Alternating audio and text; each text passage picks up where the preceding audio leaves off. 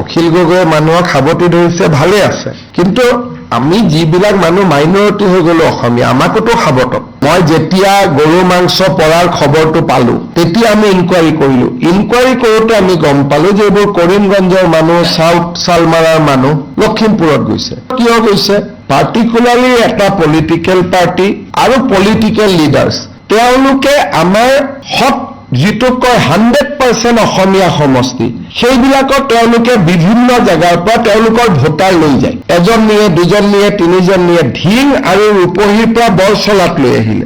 আমি যেতিয়া এভিকশ্যন কৰিলো, তাত বৰচলাৰ মানুহ নাছিলে। অখিল গগৈয়ে মানুহক সাৱটি ধৰিছে, ভালে আছে। কিন্তু আমি যিবিলাক মানুহ মাইনৰিটি হৈ গলো অসমীয়া, আমাকোতো সাৱটক। বৰপেটাত গৈ সত্ৰাধিকাৰজনক সাৱটক, যি জেগাত আমি মাইনৰিটি হৈ গলো আমাকো সাৱটক না, আমিওতো সাৱট খাব খোজো। তেওঁ যিটো গান শুনিছে এইটো ভাল, কিন্তু মাজে মাজেতো বৰগীতো শুনিব লাগে নহয় বতৰ দৰবাত গৈ।